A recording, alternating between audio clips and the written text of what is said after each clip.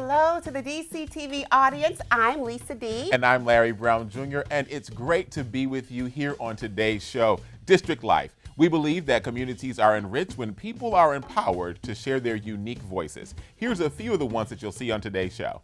Recently, I caught up with Tal Alter, Washington National's Philanthropy CEO, to discuss how our city's baseball team is giving back.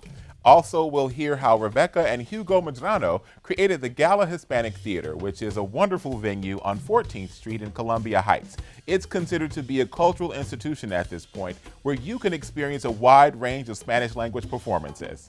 We've packed even more in this half-hour show. Later, we'll take a look at an organization that dedicates itself to mentoring teenagers and young women who may be facing some challenges. It's really heartwarming to see a group like this in action, so you don't want to miss it.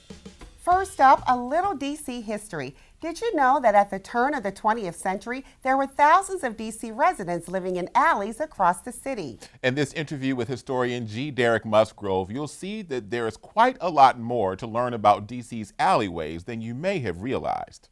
So civic associations show up for the first time in the 1870s to express primarily neighborhood needs to the three commissioners. Over time, they grow to encompass the entire city. And they're segregated. Citizens associations are created by white DC residents. African Americans begin creating civic associations as essentially the same type of vehicle, but for a different race of people. Alley dwellings were essentially DC's projects before there were federal projects. And so during the Civil War, a lot of landowners noticed that they had these really long, thin yards that then ended up in alleys. They were really far from the houses, and that you could actually make money off this land as all these different people are cramming into the city, and the city's population expanded tremendously during the Civil War. So what they effectively did was they built small, two-story, working-class housing at the back end of their yards on the alleys. And these alleys became full-blown communities, filled in the mid-19th and late 19th century with people from all different ethnic groups, but a disproportionate share of African Americans. By the time you get to the early 20th century, the alleys are very significantly African American. And you get progressive reformers, upper class, primarily white reformers, many of them in the presidential mansion. First ladies like to take this on as an issue, who believed that we needed to get rid of alleys. They called them unsanitary, that they thought that they were bad for the ethics of the people that lived there. So they wanted to figure out how to get rid of them. And they were able to get legislation through Congress to eliminate the alleys over time. What they didn't really make any account for, though, in that legislation and in the actual efforts to demolish those alleys, was where the people who lived in the alleys were going to move to. At the same time, you had citizens associations who were saying, okay, I know you guys want to get rid of the alleys. We want you to do that. Thank you very much. However, these plans that you have for building replacement housing, and some of it would be white replacement housing, some of it would be black replacement housing, that's great, but we don't want the black replacement housing. They may not even want the white replacement housing, depending on how affluent the neighborhood is, right? And it really played out on the neighborhood level because it was those citizens associations and civic associations that were advocating specifically for if there would be replacement housing and where it would be located. Wow, that was a bit of history that I had no idea about. And while there were efforts to get rid of the alleys, as we all know, there are quite a few alleys that still remain around the city. I know bicycle riders like to use them to avoid traffic and, zig and zag around. After the break, how organizations in our area are increasing accessibility to sports and the arts, starting with an interview with the CEO of Washington National's Philanthropy's, the official charitable arm of our local baseball team.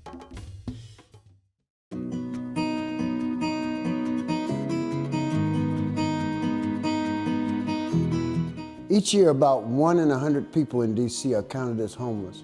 More than half are chronically homeless, and a large portion are men who are on their own.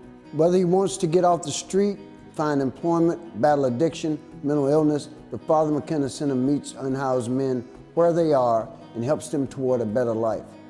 Volunteers serve breakfast, stock our clothing closet, and help with applications. Whether it's a single day or volunteering on a year-long internship, we're challenging preconceived notions about homelessness by building bridges between people in our community. We also prevent homelessness in Ward 6 by providing our neighbors with free, healthy groceries from our food pantry, including farm fresh produce, meat, and dairy products. Meeting needs, reclaiming lives. Join us at thefathermckenna.org.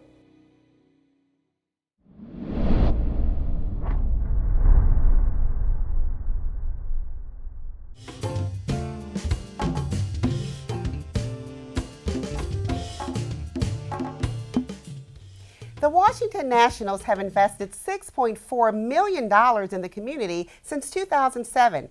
This week, I had a chance to talk with Washington Nationals Philanthropy CEO, Tal Alter, who told me how the team gave assistance to people during the height of the pandemic. All right, great. So, hello, Tal. Thank you so much for joining me here today at District Life. How are you today? I'm great. Thank you for having me. We really appreciate you talking about our work. Oh, absolutely. So you're the CEO of National Philanthropies, which is a great organization that's doing a lot of wonderful things. Can you tell me what the motivation for starting the organization was, and who do you actually serve?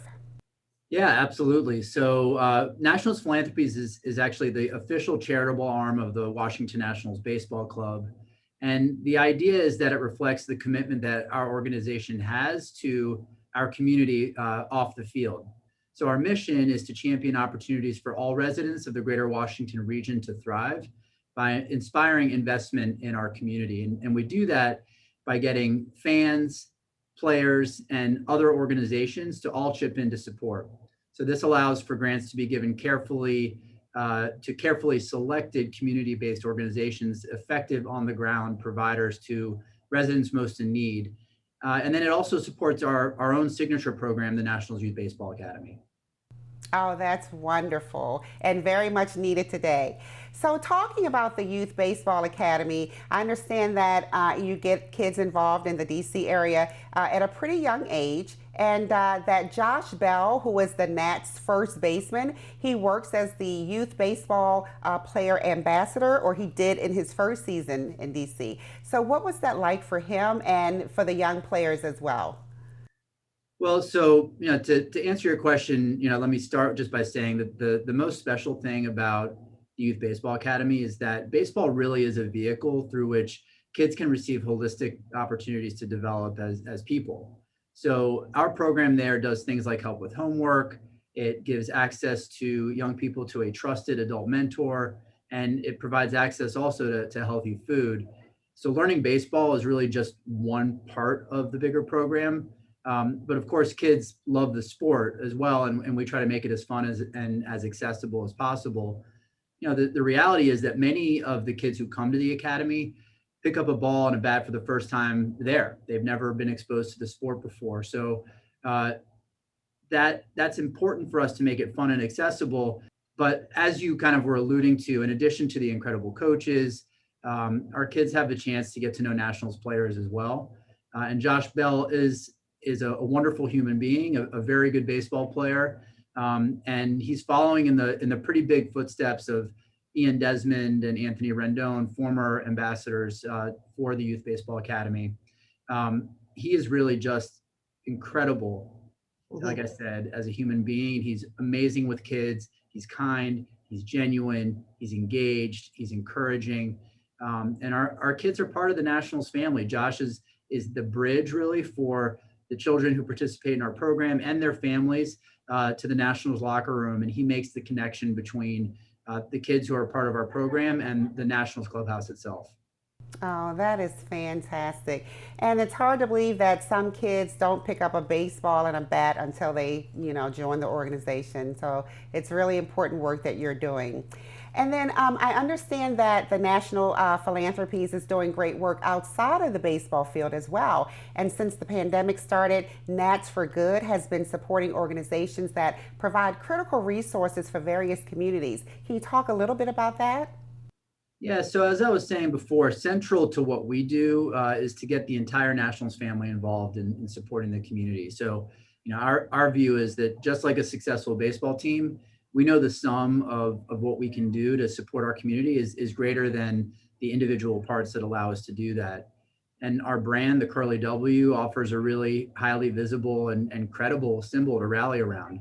So we established last year the Nats for Good Community Response Fund, which is just one example of the many great expressions of what we call citizen fan fundraising. So our players last year contributed, but in addition to that, nearly 2,000 fans contributed to the fund in response to COVID-19. And that allowed us to get grants to nearly 24 community-based organizations doing critical work to support our neighbors most in need at a time where that need was even greater than normal. So it's our belief really that it's powerful what we can do together, and professional sports teams can and really should play a unique role in the community. So the Academy is one expression of that, but the way that we rally around our community-based organizations to ensure that they're doing the work, able to do the work that they need to do, that our residents rely on, can get done. And especially in the last year, that continuity of program has been, even if virtual, by the way, has been really important to people staying grounded and thriving even through such challenging circumstances with the pandemic. All right, Mr. Alter, thank you so very much for joining me today. We really appreciate what you're doing in the community, and please keep up the good work and go Nats. Absolutely, go Nats. Thank you. Thank you. As we saw, there is always room to continue giving. If you are a Nats fan and want to learn more about the philanthropic work that your favorite baseball team does, visit natsforgood.org. The organization in series is where opera and theater meet social justice, using music and theater to connect in tangible and dynamic ways with city residents. Today in our Doing Good segment, we'll learn how their programs are changing the community. All we do is try to work with communities to make space in those communities where artists from those communities can tell stories that are relevant to them. We choose different neighborhoods and different locations to perform in based on what are the stories we're trying to tell and who are we trying to engage in them.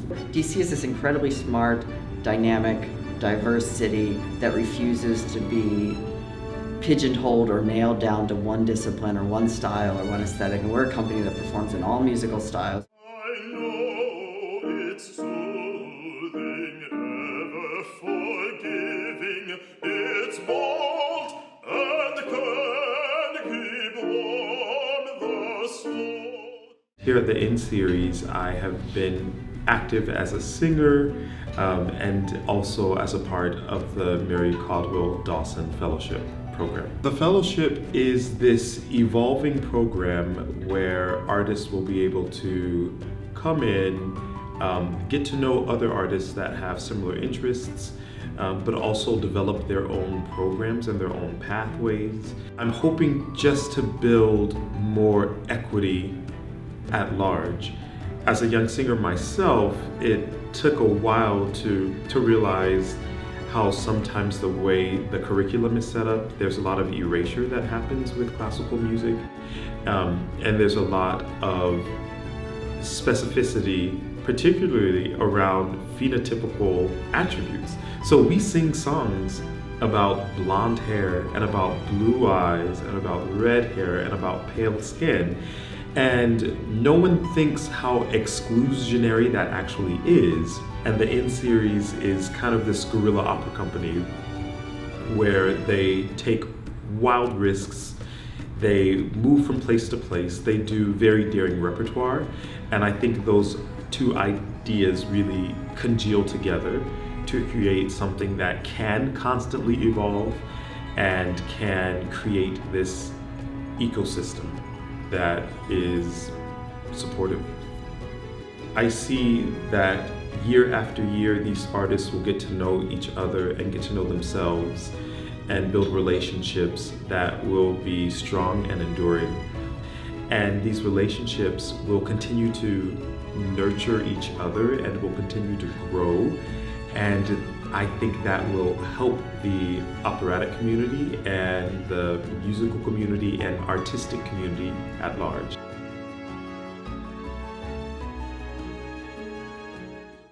Wow, the Caldwell Dawson Fellowship is making a real difference, and in such an unusual way. I can't wait to get a chance to see and hear what their fellows produce.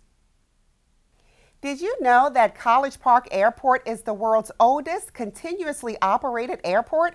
The airport was home to the first mile-high flight by a powered airplane, the industry's first female passenger, and the first controlled helicopter flight.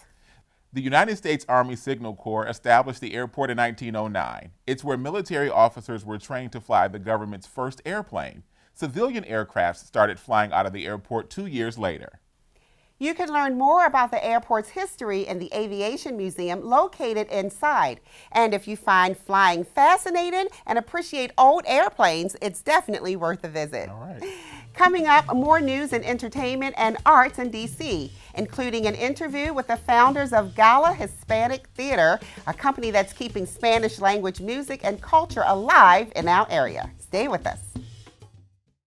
Girls Global Academy closes the gender, wealth, and racial STEM gaps by building pathways for early access to business and engineering. We believe that our focus on a strong supportive network, rigorous academic programs, and leadership through service learning will provide our students with a solid foundation in our 4 pillars of sisterhood, scholarship, service, and safety.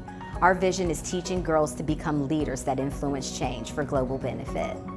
To discover more, visit girlsglobalacademy.org.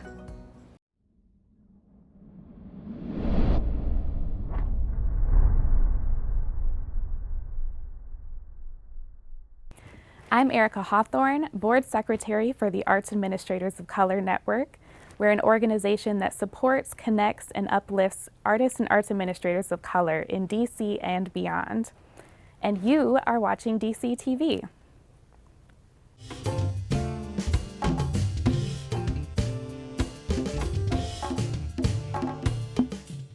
Since 1976, the Gala Hispanic Theater has been cultivating and sharing the work of Spanish-speaking performing artists to district audiences. The co-founders, Rebecca and Hugo Medrano, sat down to talk to us about their journey and history behind the Gala.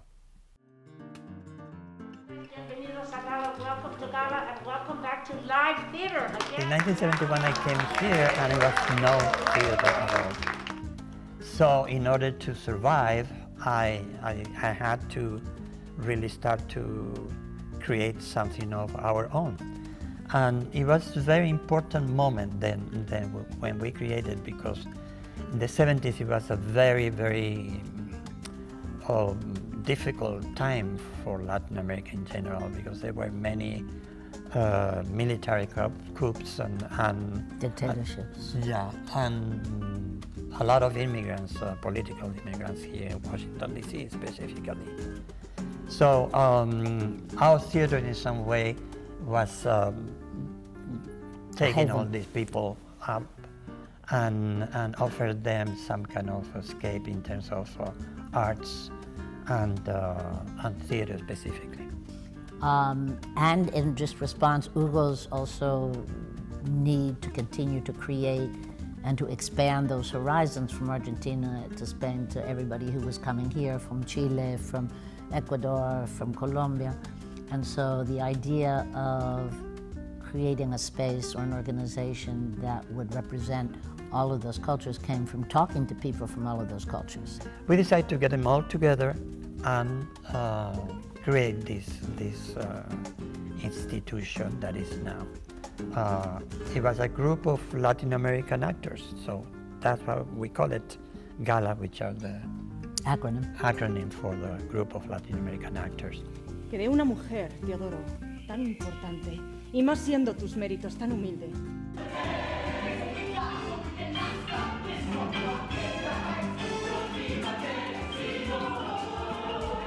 I said, they were not actors, they were artists. So they were painters at the time, they were writers, poets, actors, and some of them sound technicians that we needed too.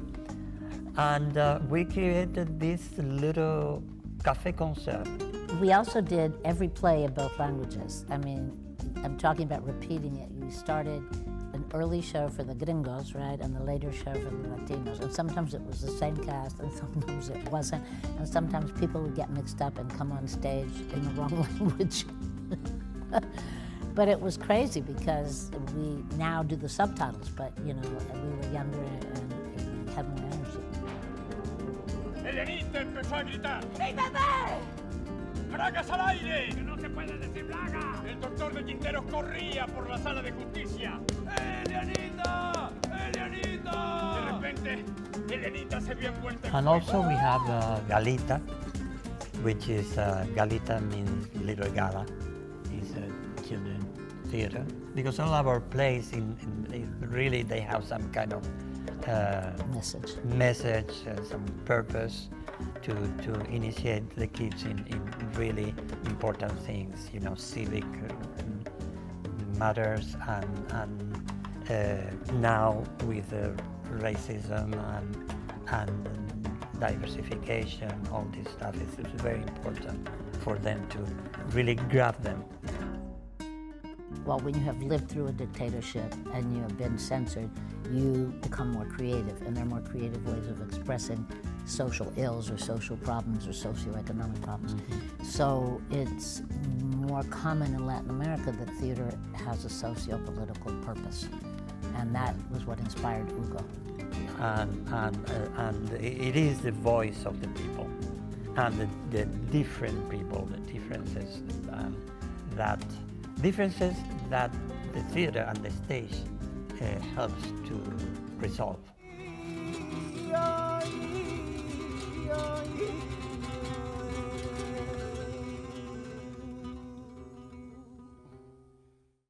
The Medranos have done some extraordinary things over the last 45 years. They are true DC living legends. Indeed. We have a story that touches my heart next. There is a wonderful organization, Dolls and Dreams, that works to educate and empower girls and young women to galvanize their voices and become change makers in their community. Here's a little taste of the organization's work. Hello everyone, my name is Remy Henderson-Smith. I am the founder and CEO of Dolls and Dreams, Inc. We are a nonprofit organization located here in Washington, D.C. Today we hosted our second annual Dream Academy, working with youth who participated in the MBSYEP Summer Youth Employment Program. Today we just celebrated their success. We were working with them for 6 weeks. We highlighted them, pretty much taught them soft skills that they need for the evolving workforce. When you show up and you show up right, you get the job done, people will respect you more opportunities will present itself, and you will see yourself going up the stairs. So we invited out some family, friends, community leaders, and just really had a great time. Our youth received certificate of completions and professional career portfolios. We have been working long hours, 6 weeks, just full of working with amazing young people. Today, we wanted to do something different, so we had actually hired a local chef. Her name is Royal June, Junie's Cafe. She heard of the great work that we were doing in the community, and she wanted to cater breakfast. Miss LaShonda Abrams was the mistress of ceremony, did an amazing job.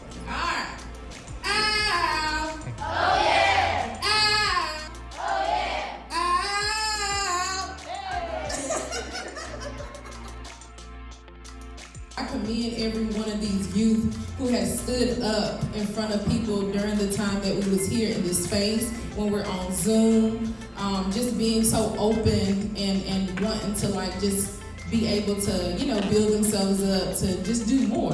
The audience were all engaged. Youth were actually ignited to share their personal experience, what they learned. It's helped me to make friends and learn how to come up and communicate with other people too. Thank you. Let's give it up for Logan again. 90% of our students completed professional portfolios, which included a resume, also with cover letters and elevator pitches. So I want to say congratulations to each and every one of you. Families gave their feedback and just sharing, they thanked us for the work that we have done and the impact and the growth that they have witnessed in their own children. When I was reading about you, I kind of read up on you after I saw what she was doing. I was like, well, okay, it's about teaching young ladies how to grow and be entrepreneurs and empower them. And I was like, okay, well, she right back, I got her right where she's supposed to be. We all have the ability to dream and to understand that nothing is impossible. The word itself says, I'm possible. That was amazing. Amazing. Simply amazing. I just love seeing those young women working on their career portfolios already, preparing for job interviews and learning how to make a good impression and being prepared with the skills necessary to make it in the workforce. Having mentors in your life truly makes such a difference. It does. I have a question for you, Lisa. Okay. Are you ready for some football? Go Ravens! Like many football lovers, we think that Washington football team isn't the most interesting sounding name. Very true. So our woman on the street, Carmen Stanley, went out into the district and she asked Washingtonians what they would rename our football team. So let's check out some of those names. What is the current name of the team? The Washington football team. That's it? That's the name of the football team is called the Washington football team. Because it used to be the Redskins, and as we know, that's a slur. What would you rename it? Because right now it's just called the Washington football team. What would you call it? Maybe the baby has something to add? Okay, I got it. Washington Wombats. Yeah, just because of alliteration, it makes sense, you know. Rename it? I mean, it's a football team, so football team. Straight to the point. Straight to the point. What would you name the Washington team? Oh, you ready? The Deadskins. They already were the Deadskins, bro. Shots fired. They nah. They coming back to life. Shots fired. They can never die. The cicadas. The cicadas. What do you think? What we should rename the Washington football team? Zombies. Zombies? Yes. Washington Zombies. Okay. I guess they're not a good team. You want to be on it too? Do you have an idea? What would you name the Washington football team? Cheetahs. I think I would name them the Red-Tailed Hawks. Why? Because the red-tailed hawks in this city are so beautiful, and I think that the wildlife in DC are a little underappreciated, so it'd be a great way to draw attention. I got nothing. I have no idea. Sorry. What would you? The Washington football team, what it's currently named. It works. Did she just say call them the cicadas? She did. What in the world? But I think she said that because she anticipates a championship every 17 years. Oh, okay, now I like that. All right. Somebody's in the team spirit. You said, I asked if you're ready for football, and you're wearing your jersey. And it reminded me that somebody gave me this gift, and I had it in my office, so I ran to put it on. And it's because the Ravens are the #1 football team in the league. I'm rocking number 8. Lamar Jackson. He's breaking all kinds of records as the new quarterback. I just love him. And where's your jersey? I'm not a fan of football. Oh. I'm a fan of basketball. Okay. And this is my son's basketball. It's not just a toy. This is my son's cute. basketball. But it represents my favorite team, the Detroit Pistons. The bad boys circa the 90s are still the bad boys. You know who it is. Still the bad boys to me. On the next District Life, we will explore one of the most tranquil and relaxing areas of D.C., the Tregaron Conservancy, which is a 13-acre nature preserve right here in our city. However, many Washingtonians haven't ever heard of it. We certainly welcome all visitors who discover us. For a long time, it was just close-in neighbors who could walk here who came here. But through the pandemic, we've discovered that more and more people have come from farther afield to just enjoy the beauty of this place. Well, that does it for today's show. Tell us what you thought about it and what you think about this show, District Life, by finding us on Facebook, Instagram, and Twitter at Your DC TV. And we love tips, so if you know about anything we should cover on our show, send us the details. We want your feedback, so reach out to us on social media. See you next time, and go Ravens. Go Pistons. Go Ravens. Okay, you mind? Wait. You gotta pass it, Here we go, underhand. And you, come on. Okay, that's why I like football. I had to go through the leg. Offset.